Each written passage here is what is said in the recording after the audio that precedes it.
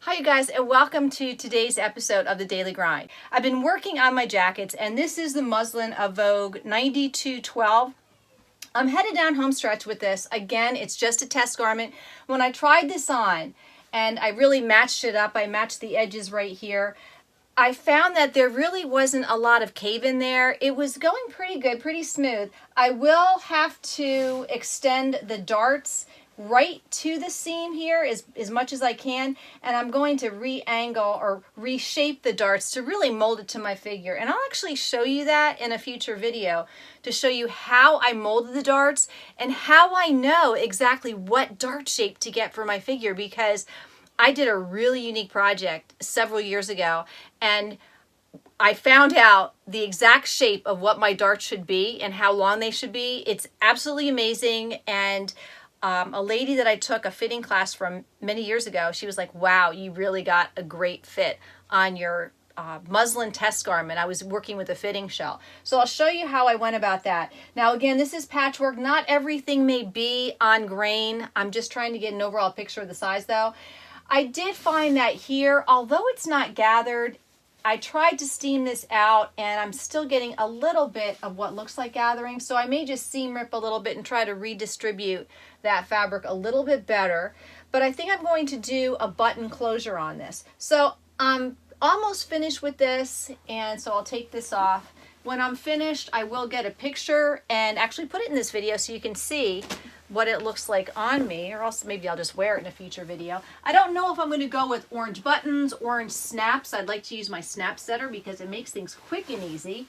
But right here, this is the denim jacket that I just finished. I added on the silver jeans buttons and did all the buttonholes. Everything's looking good. I love these jackets. If you want to make a denim jacket, I highly encourage you. You guys, all you have to be is an advanced beginner. Take your measurements. Compare that against a denim jacket that you already have, because I think that's how you're going to get the best results. That's what I did to make sure, you know, I really had to check to see what alterations that I wanted to do, and I really did not have to do any except for the length of the jacket, lengthening it by 2 inches all around on the bodice portion. But everything else was pretty good. I have 2 more of these in the works, and I can't wait to start them. I encourage you, if you have a good machine and you would like to make a denim jacket, make sure you try out this pattern. This is the Alina Design & Company Hampton Jean Jacket.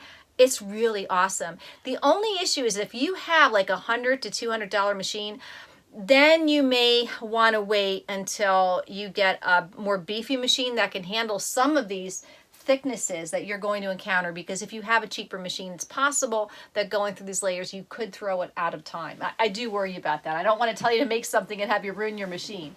All right, so you do need a beefier machine.